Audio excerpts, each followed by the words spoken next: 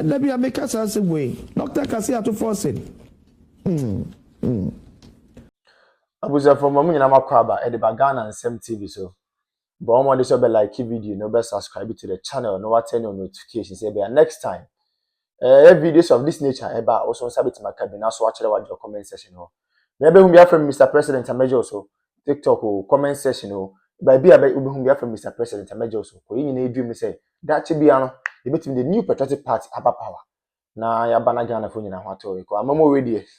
The need to Sudan say man we need that chi bia. Na the bia me ka sem bi say amanyasom ne ye no. So wa mo ni anda ho a ho be chiro pa. The moment I be hold the public office, and they say, who say you own it a responsibility. I mean, a sole responsibility to serve the ordinary Ghanaian. But I think, say, I do Regr3ting. If you say a public office no more hold it. As a result of that, it is their sole responsibility to impact and improve lives of people. They have forgotten about that. Abusamin chankra, mommy enko. The enko video bimra. In the video, we are going to take our time and digest the issues out of the perspective of the ordinary girl, not the perspective of Mr. President. And let me make us answer way. Dr. Kasia to F0rson. One you have a free so as Minister of Finance, na books on one money at the Kaiwo. Na John Fon Kaiwo.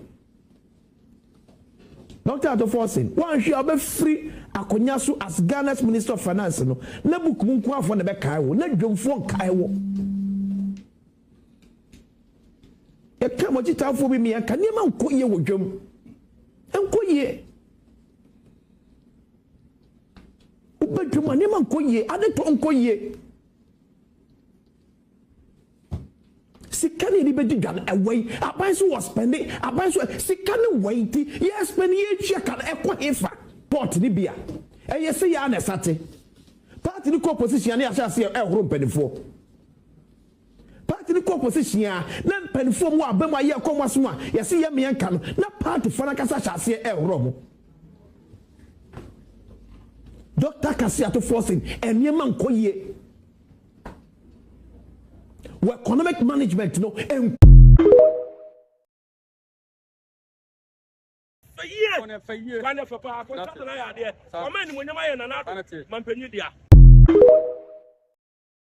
They were able to sit down to do the pricing margin, and they could for 2017 54.71, 2018 71.34 in terms of dollars, 2019 64.30. I could follow the only major problem in 2022 100.93 major surge driven by global shocks and Russia-Ukraine war. Where international phone global phone and no they were able to price it for us. Today we are talking about $83 per barrel. That's not more can say. And also much as they say, no, of every car time and now Kufar Mohono, and on Pabe 8, yes, $1 near 7 Ghana cities. And more about 10 o'clock, almost a cost 7.9. But it was just fluctuating. It was just going at a faster speed, but still they were able to bring the price and margin for the ordinary Ghanaian. And what are you saying? Only shifted to spot prices. Yes. Because they're teaching media. Yes, they're teaching media. Say, and now no private market is 16 Ghana cities. You are what boy, you are 10 cost 17 Ghana. But you are 11 cost. Yetuane taku sempoa. Obia kari koko bear bag do. Wakwa ni amane 5 million. Satam 31 million sunka 300 and something million. Aye, wakwa ni amane 5 million. No, they are better on Chinedi. No, asan fa from ko. No, akwaji 2 million. No, they are better yi Kobe. Sa ya shisikano. Ghana ni say na Ghana ni pe. Emma Ghana ni me se Ghana ni ho tono. Wonwene hwe. Na so ne ne bere nyina wode ma yese nsem hunu tie ene yese asa wonwene bibia biem. Na koko ekurani akwaji ni sika. Otuko no kan yese yesika mu ensi dan ensi hwe eno asa da obema ne de atua ne ba fees no na wakwaji abeto dem na da ho uwi a waka chensa wahwe ne ba wonte ne ye wo kanase otom wonte ase first year student ya na yesi ebetuo mo kai Dwa mama ba otua sika wo ya yede Ghana ni enim sa nyansa no onuru ho enti eye waste of money ontua because oya Ghana ni nkan Ghana ni won kaya kamu ni opposition o kofo ba ye cancellation of basic school fees mampani kof enkwada na ye de omo dom ye adwuma din aburo ma ho odin so kofo na be stop we nyina ekosi sai ya yere no ma na kwa awo so fa ye kete kokwa ekosi sai free health insurance free maternal health care ekosi sai koko akuafo na kofo nwu omumfuo tukwa nyasi akomo omaduro wa fe nipa a ebegu afuo no so kwa yasa to abatu no Ghana ni adwene mienuru kwan na Ghana ni ya Amerikani na wa hihye da che de ama no gina ne konso bunukom mia no eno ano no wawie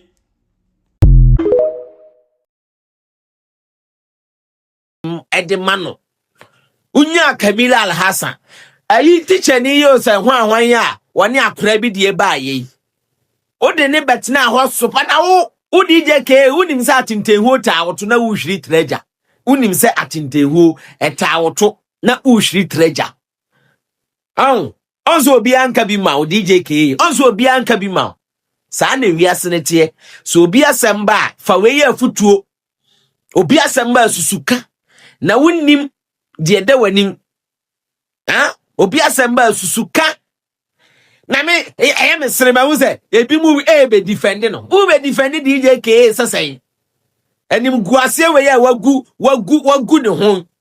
ne ho DJ nya ni pa asem wo ka no okromu a me se me DJ no minim de ntia me se me kasa wakama asem me wakama asem ya asa ne ye nya nipa asa ye de ne ye mfura busuam ene de wo me say baby I won't ankasa baby I issue no ka fine na faye somebody can catch us say afaye pa entimi yentimi enka no say enka ese ye ka no ene wu nti Kamila Al-Hassan ocha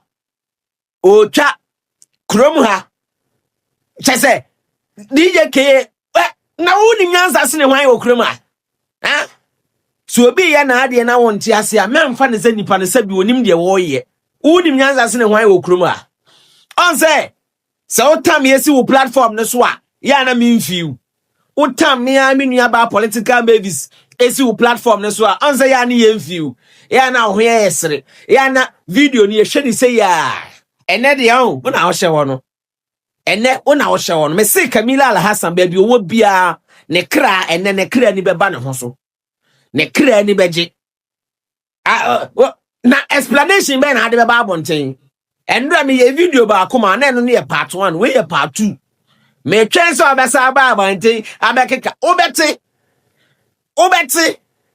aden na mumu bi munya nipa munsusu ha DJ Mrs. wa we ya we nsem a o ka fa me ho DJ and then na o hye ho no next time ufu akokwa a obefre no alolo ewiase na ho kwa ene wiase no ensa emmeka wono yenkoka no ano a emmeka wono yenkoka no Kamila Al-Hassan video ba wo si obia wo ho kwan se video ba abonti on be kirechiro ma adwene ene wo so de aba ye be kirechirem ye de pen ni paper beto ho na okra se won sa anya good unsa anya good wo de be man ko foforo won ma assembly won ma sanitation bio anya wa sa sanitation for disika yakwaji loan na breast sanitation for won fa nya hwe na wo ba obeje fi sanitation for na wo je ye no anya wa sako hwe no sako shi tatatata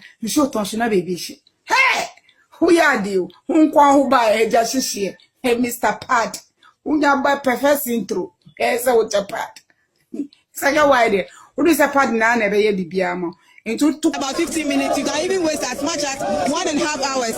So we are just pleading. They should just come to our aid. Make it a little more trouble so that it will be. I'm a teacher and I'm still here.